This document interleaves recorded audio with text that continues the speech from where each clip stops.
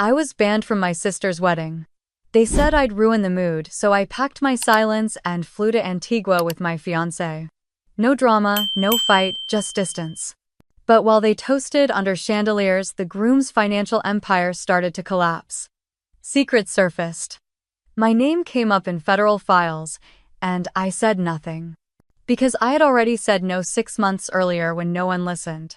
So when they called me bitter, jealous, unnecessary, they didn't know I was the one holding the missing piece. And I never had to raise my voice. I was sitting at the kitchen table, sunlight pouring through the windows like it always did around mid-morning when Olivia's name lit up my phone. I thought she was sending an update about the bachelorette weekend in Miami. Maybe another Pinterest board or a shoe poll. But the message was brief. Ice cold, surgical. Hey. Just a heads up. You're no longer in the bridal party. Julian and I decided to simplify the wedding party.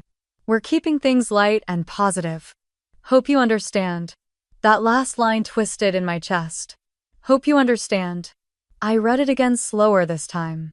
My hands felt suddenly too big, too clumsy to hold the phone. My coffee had gone lukewarm. No call, no conversation, just a heads up. Just 3 weeks ago, she and I had gone to that overpriced boutique in Capitol Hill. I'd watched her twirl in her third Vera Wang dress while I held up my phone to get the best angles for her Instagram stories.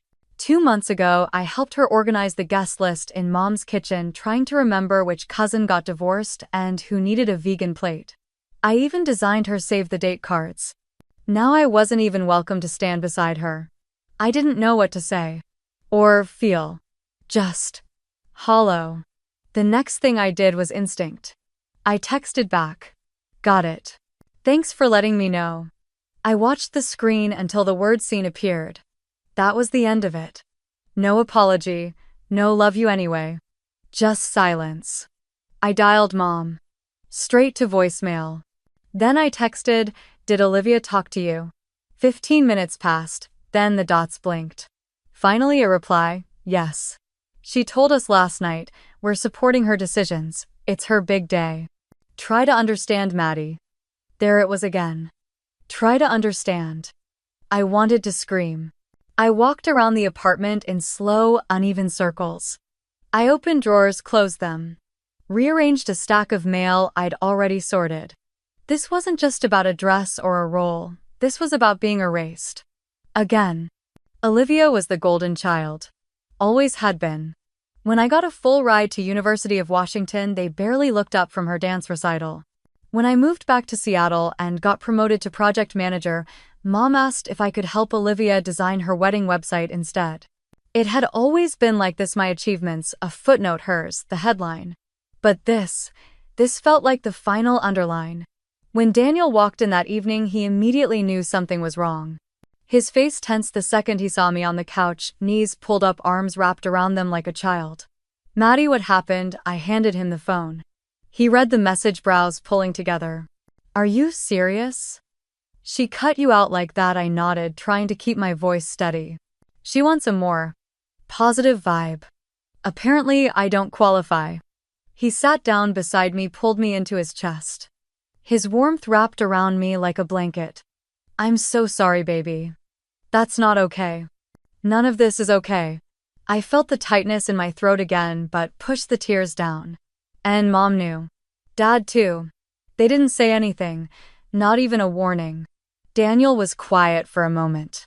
Then he said, do you want to go to the wedding number? I mean, do you want to stay here in this? Let them define how you feel, how you spend your time. Or do you want to get away with me? Go somewhere that doesn't know their names. Somewhere peaceful. I blinked, unsure if I heard him right, like a trip, like an escape. He stood up, already pulling out his laptop. Let's see what's out there. Caribbean. Bahamas, St. Lucia. Somewhere with no wedding hashtags, no bridesmaids, just sun and silence. I watched him scroll for a moment, then stood up and walked to the kitchen. Opened the fridge, then shut it again. I wasn't hungry. I wasn't even angry anymore. I was just tired. I walked back to him slowly. Can we leave this week? We can leave Friday. I'll make it happen. I nodded. I'm not running away. Number. You're reclaiming your time. Big difference. His voice was so steady, so certain. And in that moment, I realized he saw me. Really saw me. Not as someone's sister. Not as a side character, just Madison. I opened my phone again, stared at Olivia's text. The words still stung, but this time I didn't flinch. I opened a new message. This one to Mom and Dad. Hi. I'll be away for a while. Please respect my space. I need time to rest. I hit send before I could overthink it. Daniel turned to me. There's this private villa on the southern coast of Antigua. Ocean view. No neighbors. You wanted? I smiled. The smallest one, but it was real. Yes. Book it. That night, while he finalized the travel details, I packed a small suitcase. I chose swimsuits over formal wear. Books over makeup kits. Peace over pleasing. Outside the city buzzed and blinked, but inside our apartment I felt something I hadn't felt in weeks. Stillness. I wasn't going to the wedding. I wasn't going to smile for photos that would crop me out later. I wasn't going to toast to a love that had no room for me. I was going to the Caribbean. With the one person who hadn't once made me feel like a backup plan. And maybe, just maybe, I'd start remembering who I was before I started trying so hard to be what they wanted. Not their maid of honor. Not their problem. Just me. Madison Cole. Leaving the noise behind. At least for now. The morning air was unusually quiet, like even the city knew I needed a break. I sipped coffee on our balcony, watching the mist hang over the rooftops of Portland, softening the outlines of the buildings I'd seen every day for the past 10 years. Something about the silence felt like a pause between lives. I hadn't told anyone where I was going. No Instagram story. No group chat updates. I wasn't interested in being found. Daniel leaned against the doorframe, barefoot, hair still damp from the shower. He was holding his phone, squinting at the screen. I booked the villa. Private, right on the water. They even stock the fridge before you arrive. We fly out Friday early morning. Just 3 days from now. 3 days until white sand replaced pavement and ocean waves drowned out wedding speeches. I nodded and whispered, "Thank you." He smiled softly, then walked over and kissed the top of my head. "Let's pack light. We're not bringing them with us. Just you, me, and silence." I laughed under my breath, the first real sound of ease I'd made in days. That night, I sat at my desk and opened my laptop. The email cursor blinked in a blank draft for several minutes while I stared out the window at the night sky. To Mom and Dad, subject: I'll be away, I'm taking some time to rest. Please don't try to call. I'm okay. I just need space right now. That was all. No blame, no long explanations. I read it over twice, then hit send. The silence after was immediate. Peaceful. I opened my closet and began laying out what I'd take. Linen dresses. A wide-brimmed hat. A paperback I'd never gotten around to reading. I packed one pair of heels, then changed my mind and put them back. I was halfway through folding a white sundress when Daniel walked in and held up 2 small bottles of sunscreen with a sheepish grin. "Do we need SPF 50 or SPF obsessed?" I smiled and pointed to both. "We'll need all the armor we can get." The rest of the week passed like a soft blur. I worked from home, finished up 2 final project deadlines, set my out-of-office reply with vague language, and avoided every phone call from extended family. Olivia didn't reach out again. Neither did Mom. Not even a forwarded link to the wedding livestream. By Thursday night, I was done packing. Daniel had made a playlist called Nothing But Blue and loaded it into our phones. He also printed our itinerary, complete with notes and circled restaurant names in Antigua. As we zipped the last suitcase, I stood still for a moment, hands resting on the fabric. Are we really doing this? We are. And it's not running away. It's running toward better air. We got to the airport before sunrise. TSA was quiet. Even the Starbucks line was short. I kept waiting to feel guilt, but all I felt was relief. On the plane, Daniel took the window seat and reached for my hand as we taxied. "When was the last time you took a break for yourself?" I tilted my head. "Honestly, college spring break." And even then I was editing my thesis in the hotel room. Then this is overdue. As the plane lifted, I looked down at the faint outline of Portland's skyline fading under a blanket of morning fog. I didn't cry. I didn't even flinch. I just stared until the city became a texture instead of a memory. 7 hours and 2 connections later, we landed in Antigua. The air was humid and salty thick in a way that reminded you to breathe slower. A private car waited for us, sent by the villa staff. Daniel took my bag and opened the door like it was second nature. I sank into the leather seat, feeling my shoulders drop as the city traffic gave way to palm trees and coastal breeze. When we arrived at the villa, it was almost sunset. The house sat on a low bluff overlooking the ocean. Modern but quiet. White walls, wood accents, open windows that let in the sound of waves. Inside, everything smelled like citrus and salt water. A bowl of tropical fruit waited on the kitchen island. The bedroom doors opened directly onto a shaded terrace. I walked out and sought the view. Endless blue, broken only by sunlight flickering on the water. No voices, no dresses, no toasts. Just the world as it was, unfiltered. Daniel wrapped his arms around me from behind. This place is for healing, Maddie. Not forgetting, not escaping, just healing. I leaned back into him. The warmth of his chest, the steadiness of his breath, the simple truth of his presence. We spent the first evening barefoot, eating pineapple and grilled fish with our fingers on the terrace.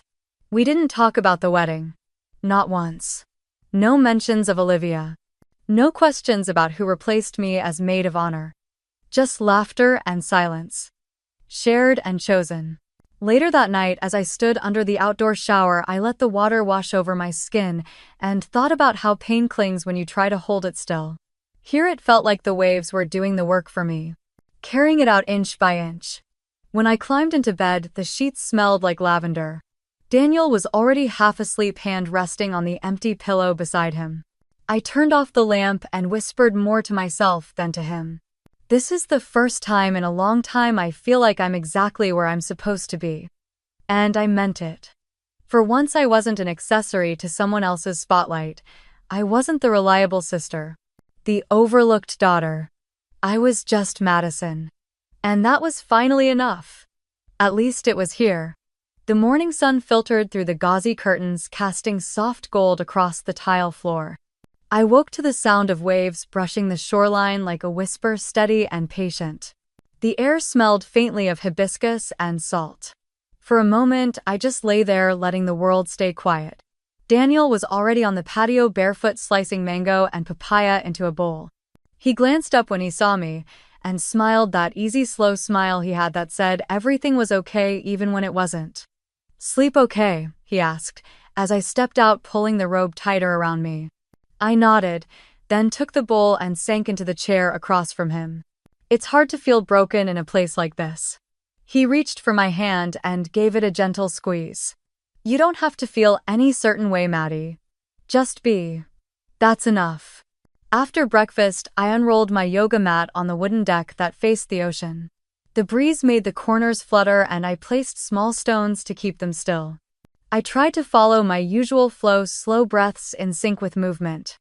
Sun salutations, cat-cow warrior too. But my shoulders felt tighter than usual, my chest heavier. The instructor's voice from the guided session in my earbuds said to focus on stillness, on letting go. I tried. I really tried. But halfway through a seated twist, I felt my throat close. It started as a flicker behind my eyes. Then a tremble in my hands. By the time I folded into child's pose, the tears had already started falling.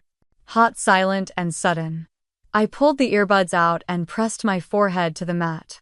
The fabric smelled of sunscreen and salt. I tried to breathe through it, but something cracked open inside. I didn't hear Daniel come up behind me, but I felt his presence before I saw his hand. He knelt beside me and simply held my fingers, not saying a word. I don't know why it still hurts, I finally whispered, my voice barely there. He didn't answer. He didn't have to. We stayed like that until the tears ran out. Later we walked barefoot along the shoreline, letting the waves wash over our ankles. The beach stretched endlessly untouched, the sand warm and soft beneath our feet. It should have been perfect. It was perfect. But my mind kept circling a memory I hadn't touched in years. I was 19. A sophomore at UC Santa Cruz. His name was Corey. He was in my econ class, always sat 2 rows ahead. Funny sharp, the kind of guy who made you feel like the only person in the room. He asked me to grab coffee one day, and before long we were spending every weekend wrapped up in each other. It was the first time I let myself fall for someone completely. I told Olivia about him during winter break, how he made me laugh, how he remembered the smallest things about me. She smiled too much when I showed her his photo. I didn't think much of it then. By spring he started pulling away.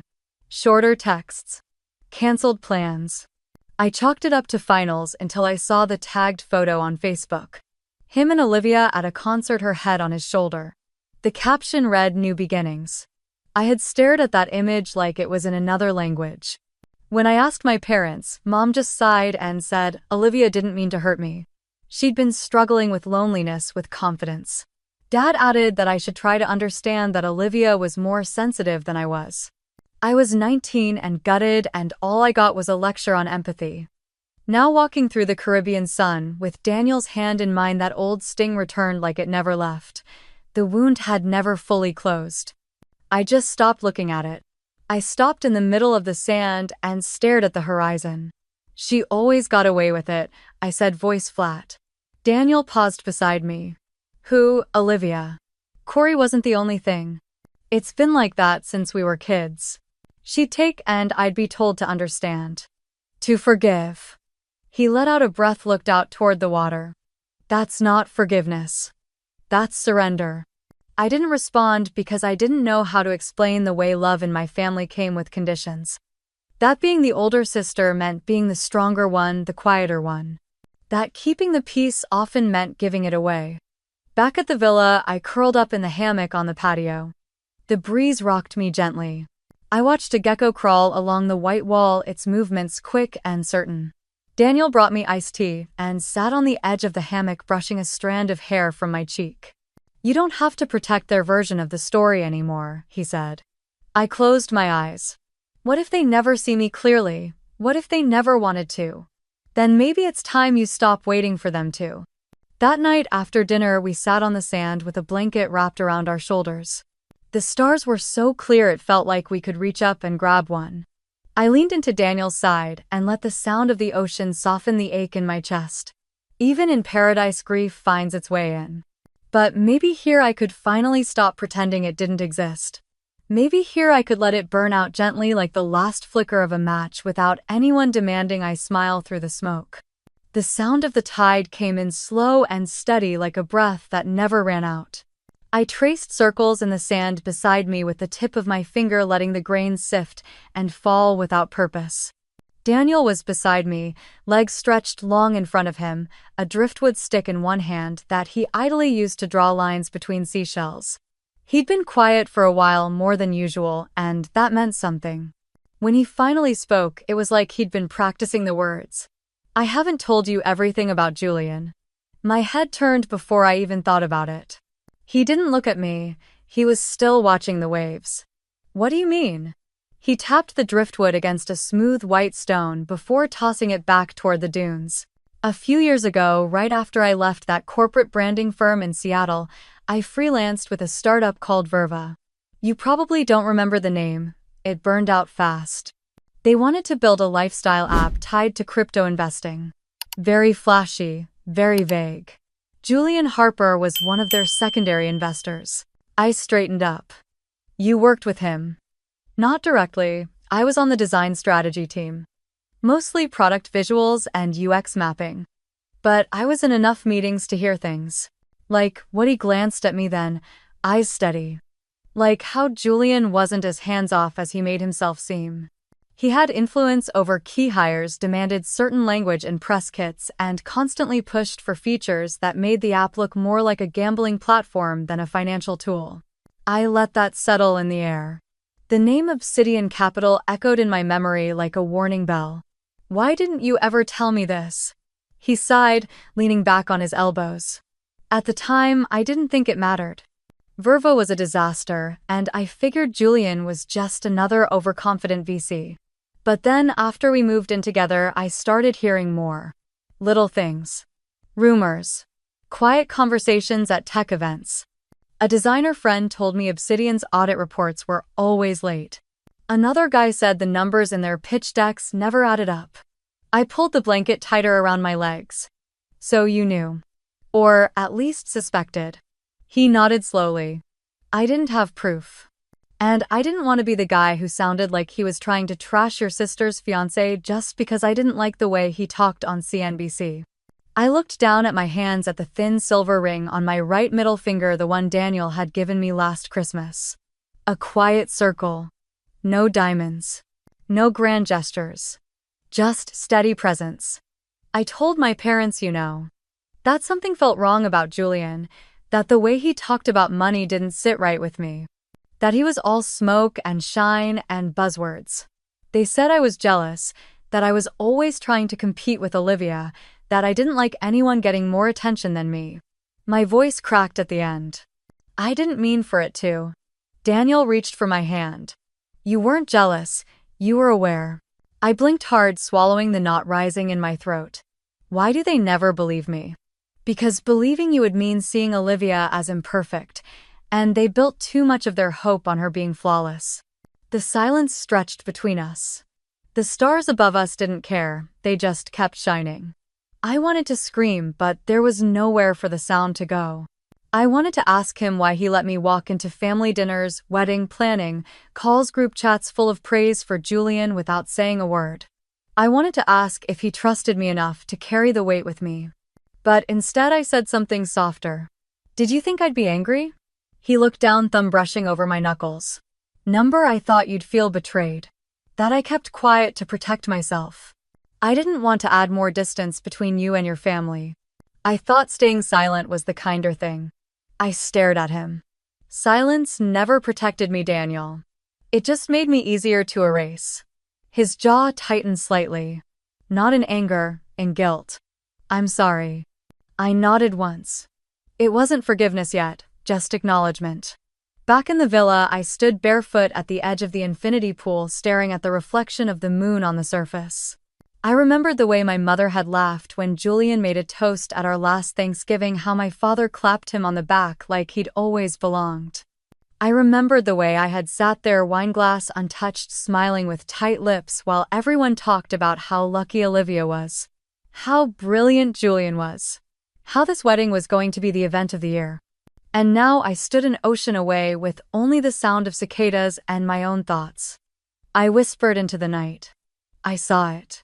I saw it coming. And they made me feel crazy for it. Daniel came up behind me and wrapped his arms around my waist.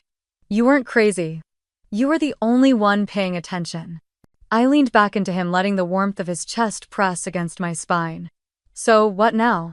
Now he kissed the side of my temple. Now we stay here. We breathe. We wait. And maybe when the noise starts back up again, we'll decide whether to listen or let it pass us by. I didn't answer right away. The waves kept crashing in the distance, soft but certain. Like truth refusing to be ignored. That night, the air in the villa felt warmer than usual, thick with the scent of salt and jasmine. I had cracked the sliding door open just enough to hear the ocean and feel the breeze, but not enough to let the bugs in. The sheets beneath me were cool, the ceiling fans spinning in a slow rhythm, and Daniel was already breathing deep beside me. Still, I couldn't sleep. It started around midnight. The first buzz of my phone was subtle, almost forgettable. Then it came again. And again. The sound felt louder in the quiet, like a drip echoing through a cave. Daniel stirred and reached for the phone on my nightstand before I could move. He sat up slowly, screen casting a dull glow across his chest. Your mom, he said quietly. Then after a pause. Chloe. And Aunt Rachel, I think. He didn't read them aloud, just handed me the phone without a word. I hesitated before taking it. My thumb hovered over the screen. I didn't want to open them, but I already knew the rhythm of these messages. My mother's would be layered in politeness and shame. Chloe's would try to sound casual. And Rachel's would ask if I was okay in that tone that really meant, what did you do now? I unlocked the screen. The first message was timestamped 1:2:07 a.m. We didn't mean to hurt you, honey. Please call us when you can. Your father is very upset. Then Chloe. Hey. Can we talk? Then Aunt Rachel. Just heard what happened. I'm sure it's a misunderstanding. Maybe we can all clear things up before more people hear the wrong version. The wrong version. I let the phone fall face down onto the blanket. Daniel leaned on one elbow. You don't have to say anything. I know. But still I reached for my notes app. I started typing. I'm okay. I needed space. I hope Olivia had a beautiful day. I paused. My fingers hovered. I'm sorry I couldn't be there. I backspaced the sentence until it was gone. Then I deleted the whole thing. Closed the app. Put the phone back on the nightstand. Daniel watched me without speaking. I laid back down and stared at the ceiling. Why does it still feel like I owe them something?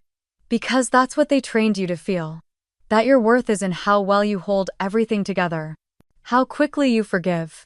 How quietly you disappear. I didn't respond. He was right, but hearing it out loud made the ache sharper. He reached over and tucked a strand of hair behind my ear.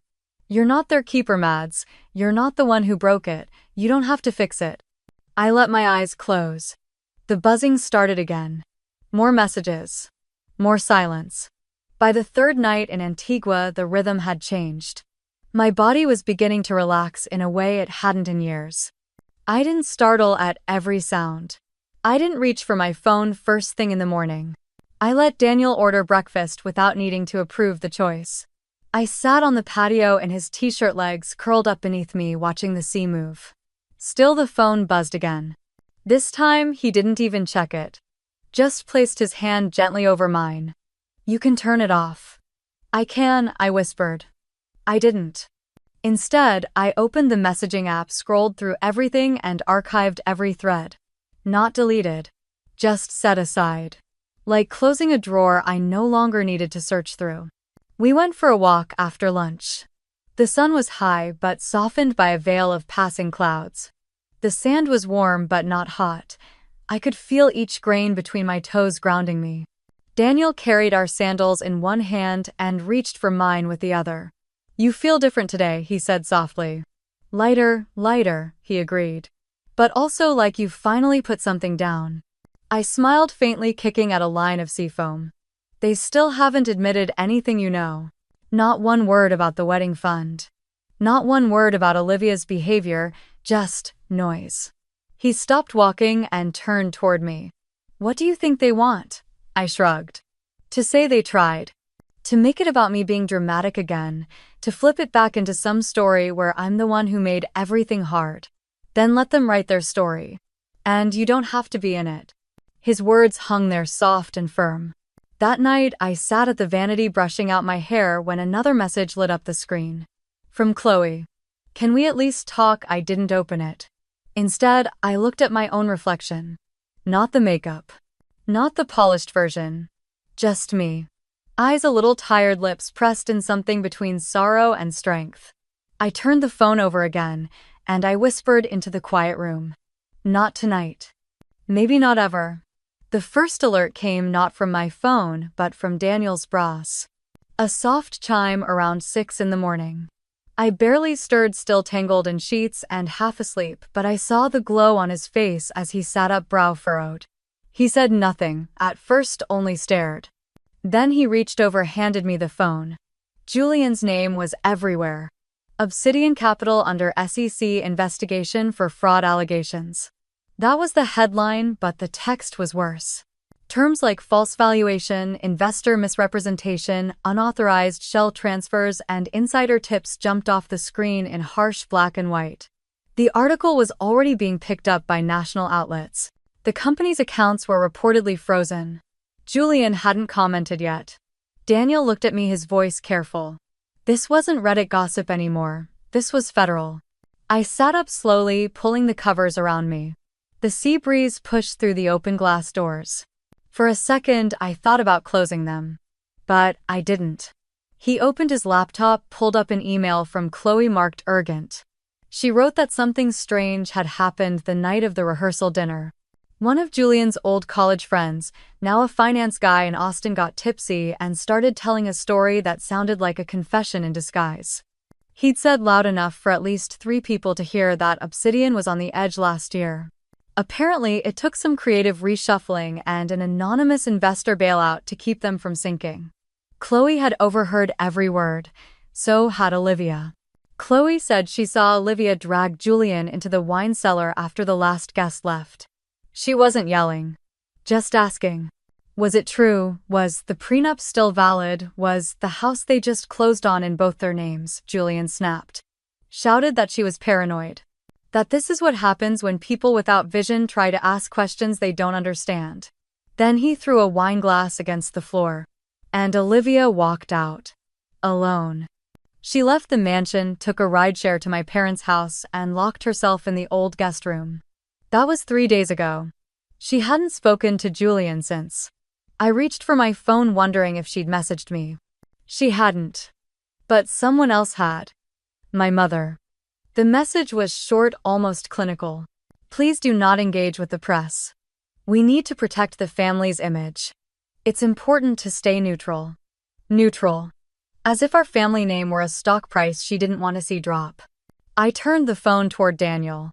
He read it, handed it back without a word. A second later, another message came through. This time from my Aunt Linda. Then from Chloe's mom.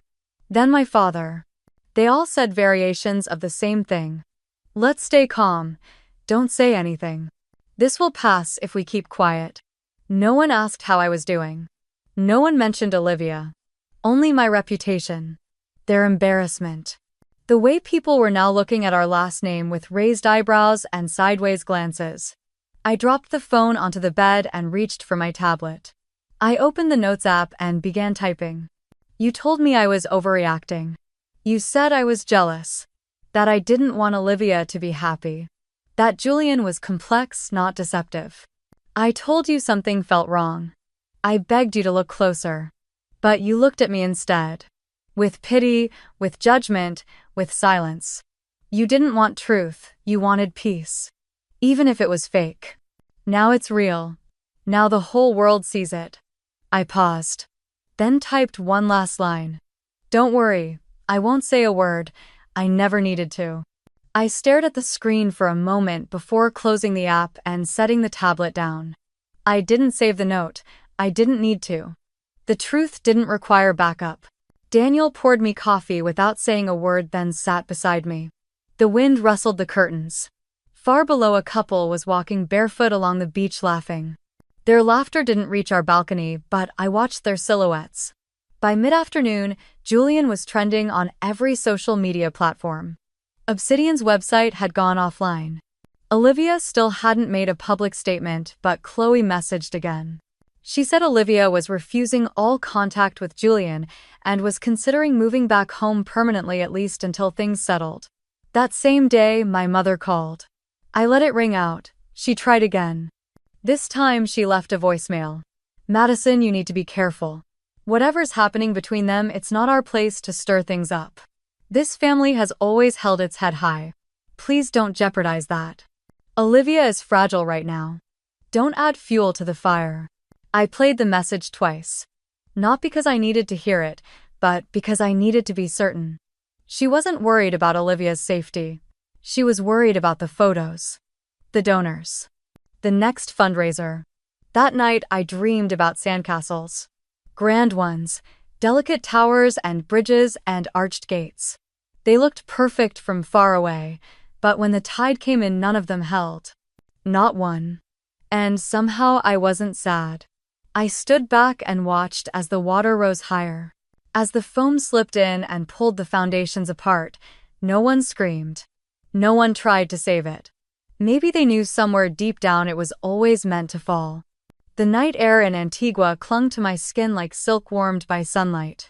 Daniel and I sat on the veranda, each of us holding a glass of wine, listening to the sounds of waves brushing the shore and distant music drifting from another villa. I hadn't spoken much since the message from my mother. My mind kept circling the same memory, one I hadn't touched in years. I told him quietly, like confessing a dream, how I was 13 the first time I realized I wasn't seen the same way Olivia was. We were both in the school play. I had a lead role. Olivia forgot her lines in the chorus and cried in front of the whole auditorium. I remember how my mother rushed backstage after holding Olivia like a broken bird, brushing past me without a word. I had done well. I was even complimented by the principal. But no one brought me flowers. No one even clapped extra hard. I was expected to shine. Olivia was praised for simply surviving it. Daniel didn't interrupt. He just let me speak. It felt unfamiliar and terrifying to unravel all that history out loud. He waited until I fell quiet, then reached over and placed his hand gently over mine. Being strong doesn't mean you have to carry everyone. He said it simply, like it was obvious. It made me want to cry again. Later that evening, I told him something I hadn't planned to. It came out like a secret escaping before I could catch it. 6 months ago, I had been asked to review a potential funding deal through my firm. Obsidian Capital was one of the interested investors.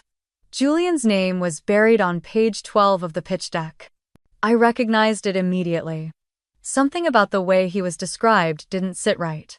I flagged the proposal, documented my concerns, and ultimately declined to sign off. It hadn't felt monumental at the time. Just instinct. A whisper in the back of my head that said no. But now, seeing the unraveling scandals, the half-truths emerging into daylight, I understood how important that hesitation might have been.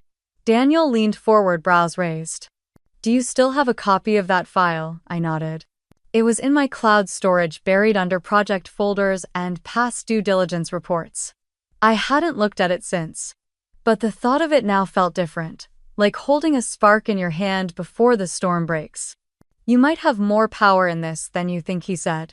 I stared out at the dark ocean beyond us, the black water hiding the coral reefs and stingrays underneath. Power wasn't something I ever felt I had around my family. Around Olivia. Around my parents' unspoken expectations. I was the responsible one. The sturdy one. The quiet storm. My childhood had been a series of small sacrifices applauded only when done silently. I helped Olivia with her math homework, even though she called me boring. I lent her my favorite sweater for her first date, which she never returned. I kept secrets for our mother. I kept peace for our father. I swallowed resentment like vitamins and wore duty like perfume.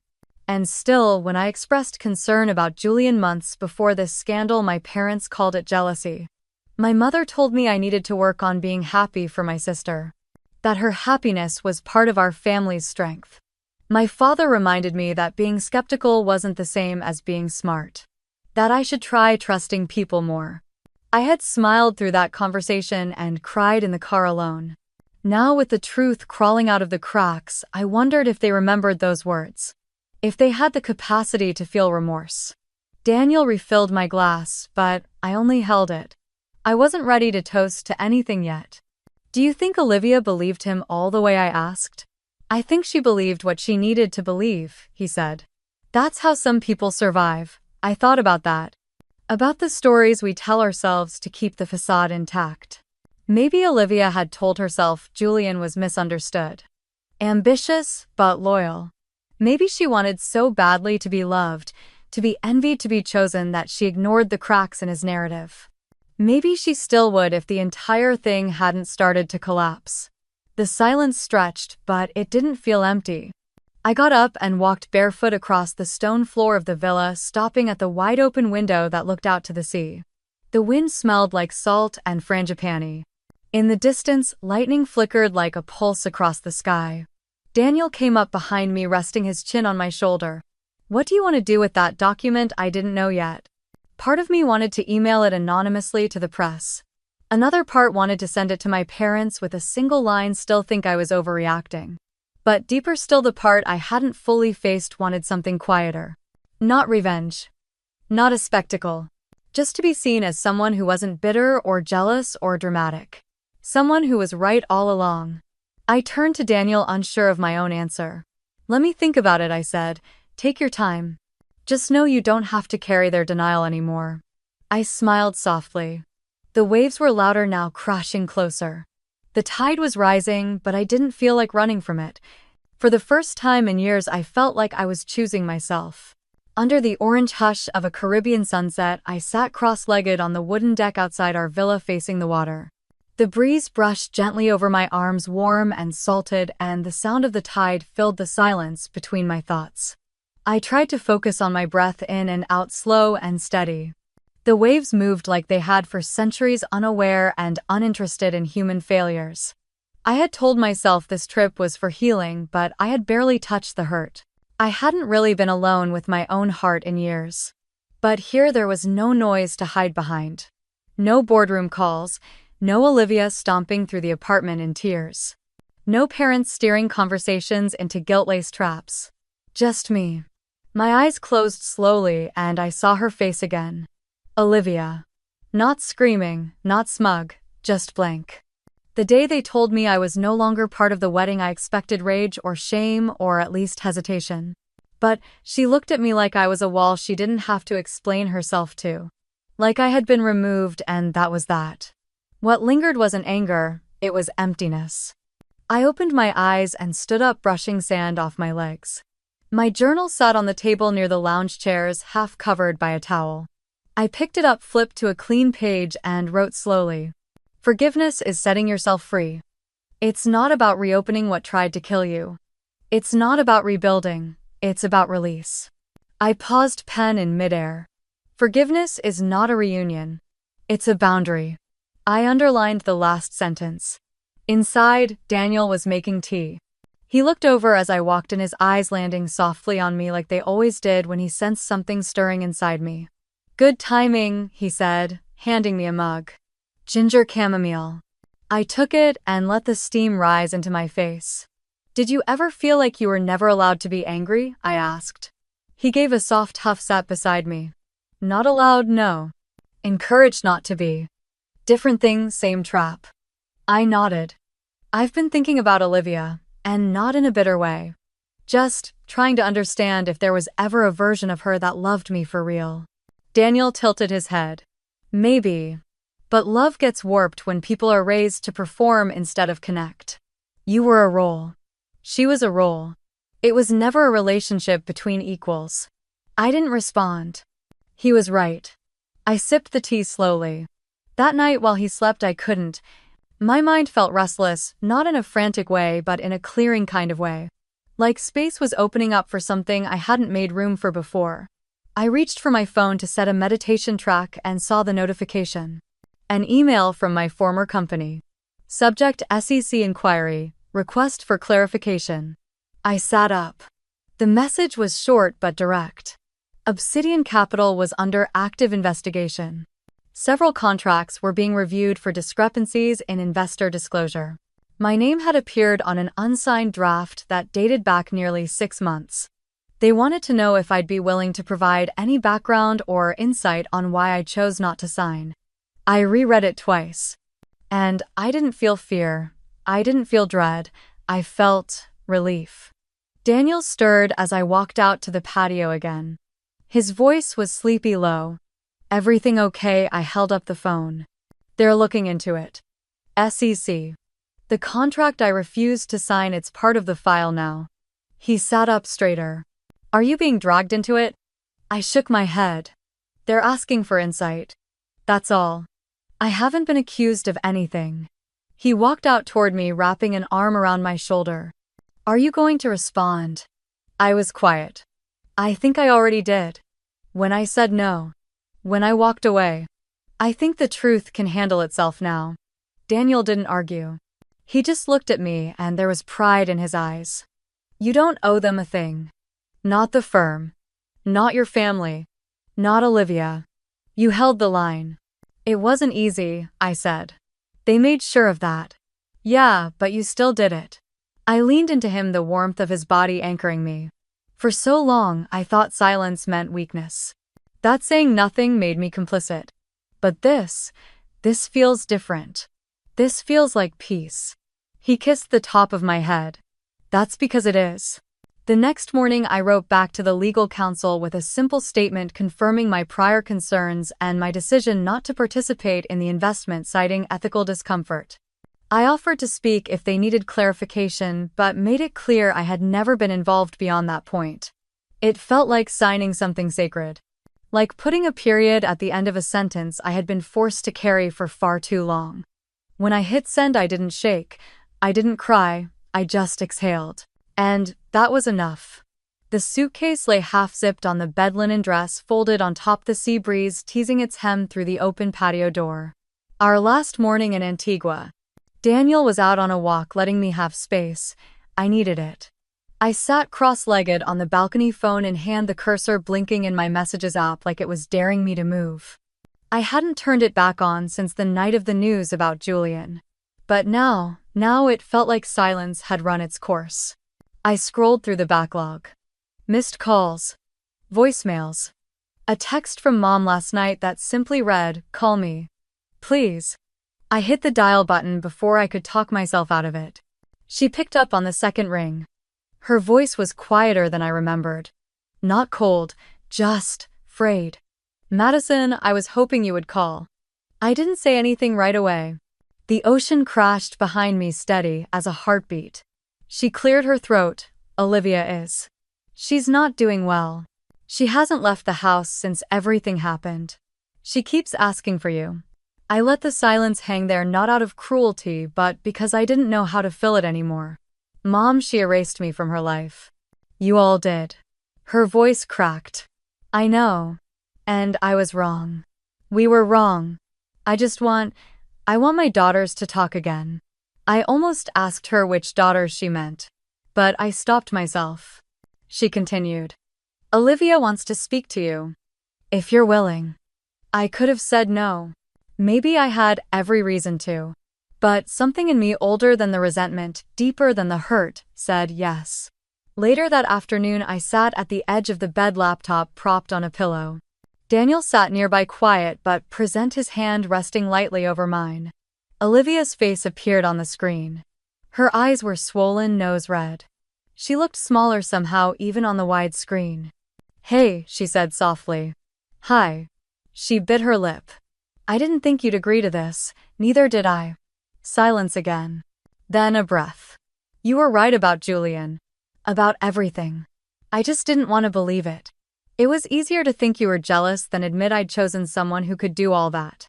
I looked at her, trying to see the girl I grew up with instead of the stranger who sat next to Julian that day. The sister who once helped me sew glitter stars on a prom dress. The one who cried when I left for college, even though she pretended she was fine. "I'm not asking you to forgive me," she said. "I don't even think I deserve that. I miss you.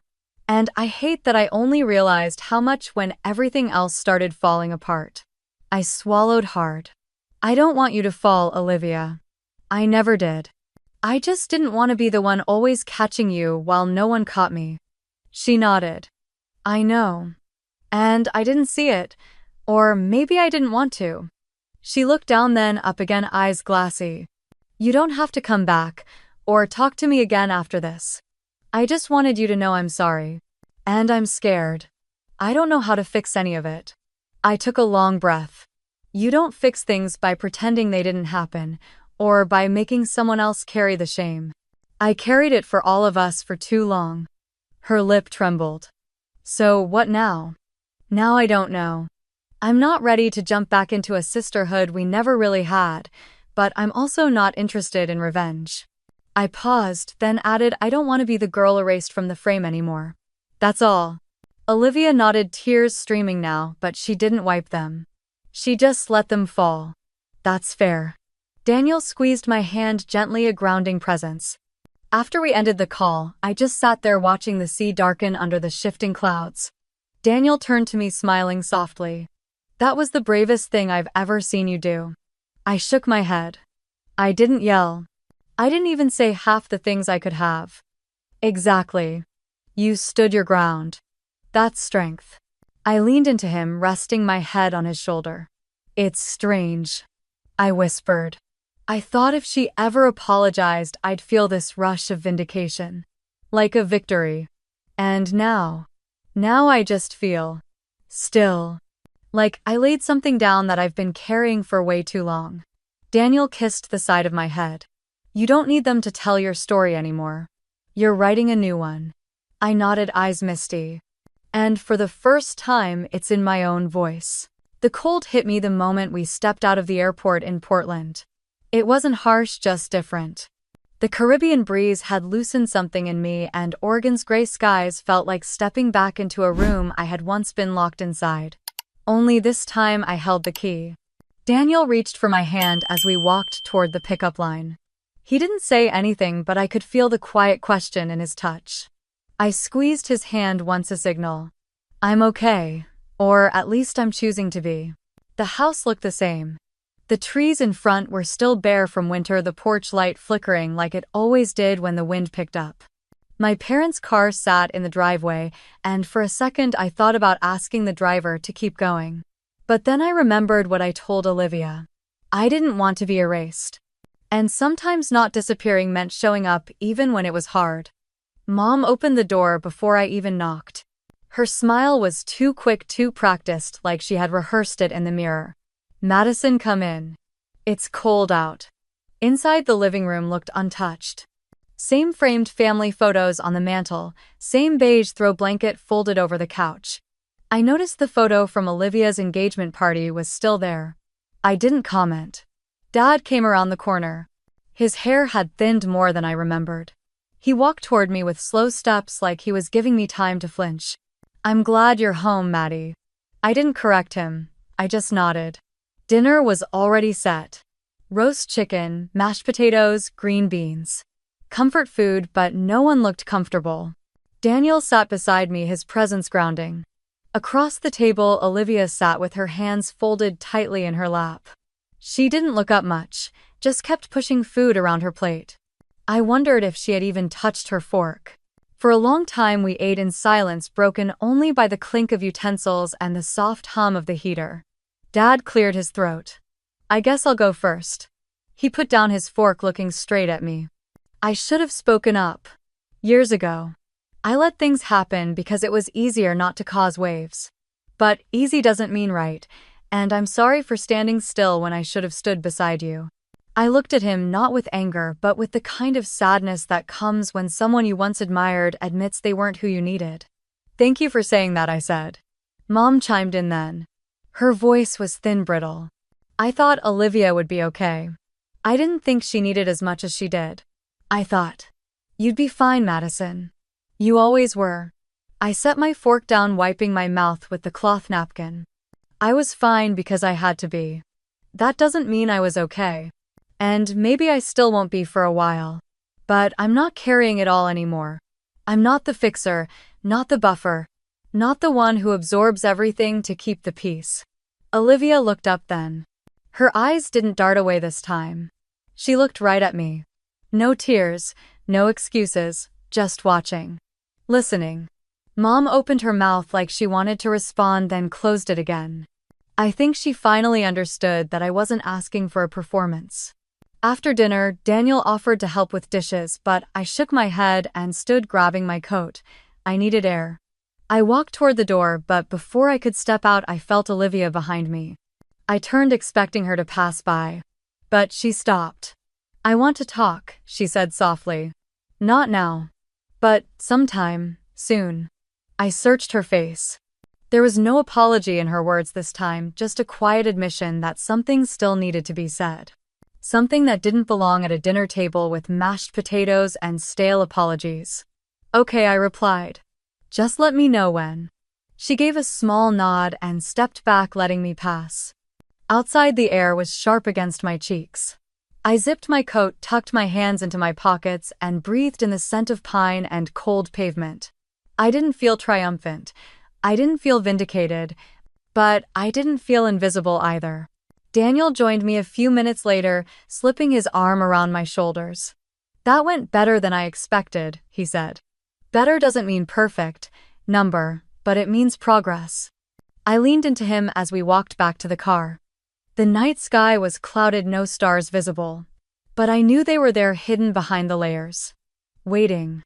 The first session was scheduled for a Thursday afternoon at the Portland Healing Collective, a restored craftsman house turned therapy center nestled between two cafes and a yoga studio. The kind of place where the scent of chamomile lingered in the air and quiet music filtered through the halls like a whisper. I arrived first. Always early, always prepared. A habit born from years of waiting for others to catch up emotionally or otherwise. I sat in the corner of the small waiting room, folding my hands together as I watched the second hand loop the clock. Daniel squeezed my shoulder gently before finding his own seat a few feet away. He wasn't required to be there, but he wanted to be. He said sometimes healing needed a witness, someone who could remember how far you'd come when you couldn't see it yourself. When Olivia walked in, her face was bare, no makeup, no pretense. She gave me a quiet nod and sat down across from me. Our parents entered next. My mother had her usual scarf looped around her neck like armor. My father looked aged, as if the last few months had carved something hollow inside him. The therapist, Dr. Elena Ruiz, greeted us with a calm presence and warm eyes. She invited us into the room, motioning to a semicircle of chairs arranged around a small coffee table. A pitcher of water and a box of tissues stood between us like a peace offering. No one spoke for the first few minutes. The silence felt less like tension and more like hesitation, like standing at the edge of cold water not knowing how deep it went. Then Olivia cleared her throat. "I used to think being good meant pleasing everyone," she said, eyes fixed on the floor. "If Mom was happy, if Julian loved me, if people clapped at the right times, I thought that was enough. I didn't let right and wrong distract me. I couldn't afford to." Her voice wobbled, but she kept going. "I thought you were strong, Madison. Too strong to need anything. But I see now that I made you carry everything so I could pretend I was weightless." I didn't expect the tears that filled my eyes. I wasn't angry. I wasn't even relieved. I was just sad. Sad for the years we both spent performing versions of ourselves that weren't real. Our mother shifted in her seat. Her hands, always perfectly manicured, gripped the edge of her armrest. "We didn't know," she said quietly. "We truly didn't. You were always so competent, Madison. You never asked for anything." "That doesn't mean I didn't need it," I said, more tired than bitter. "I needed a place. Not a pedestal. Not a task. Just a place where I didn't have to earn my way into belonging." Dad's eyes glistened. He nodded slowly. "You were our foundation," he murmured. "I should have been that for you, Doctor." Ruiz let the silence settle like freshly fallen snow. Then she spoke gently, guiding the session toward deeper questions. Patterns, expectations, generational dynamics. At some point, my mother admitted something I never thought I'd hear. "I modeled strength as silence," she said, voice shaking. "That was how I survived. But I see now how much I confused resilience with repression. And I passed that down to both of you." Olivia reached for a tissue, then looked at me. "I envied you," she said. "Your clarity, your confidence. But I see now that it wasn't confidence, it was structure.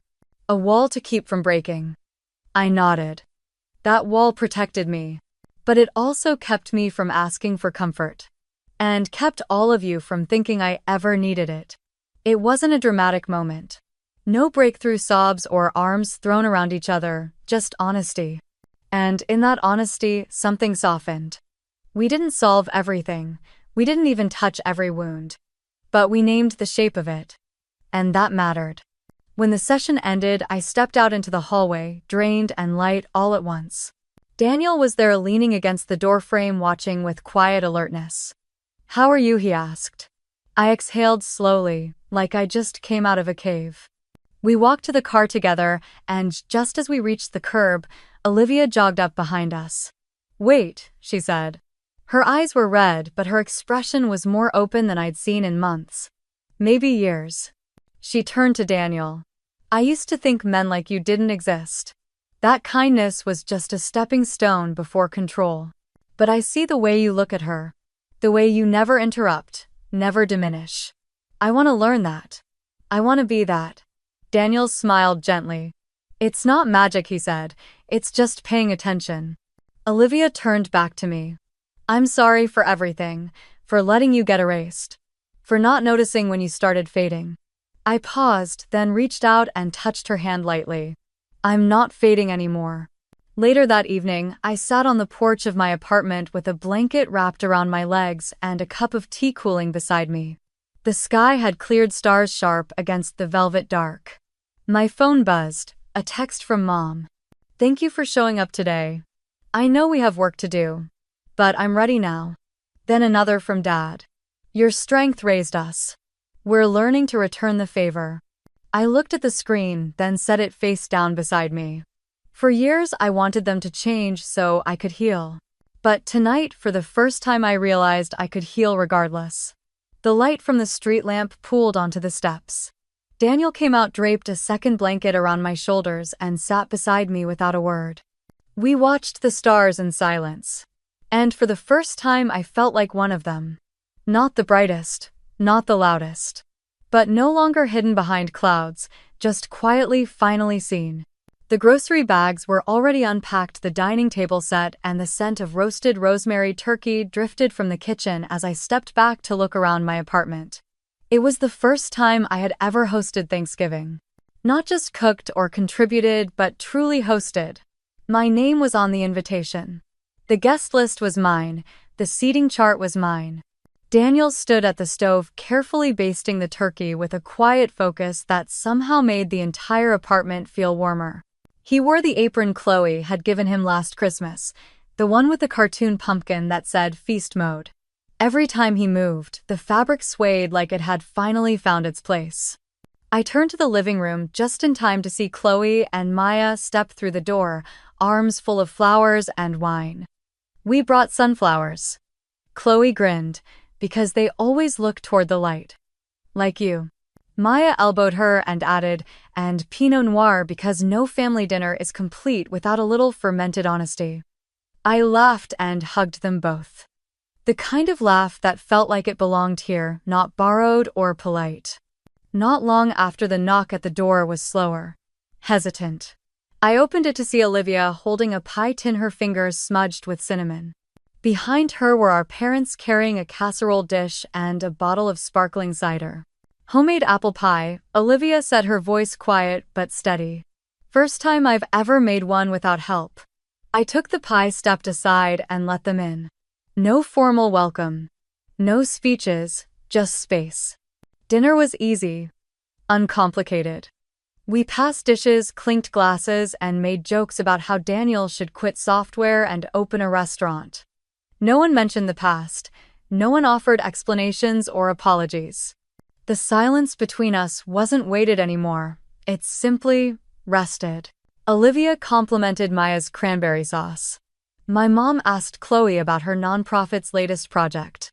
My dad helped Daniel carve the turkey with the kind of coordination only two perfectionists could achieve. And I sat at the head of the table. Not at the far end, not near the kitchen, not scribbled in as an afterthought. There, between old roots and new branches, I didn't feel like a guest at my own life.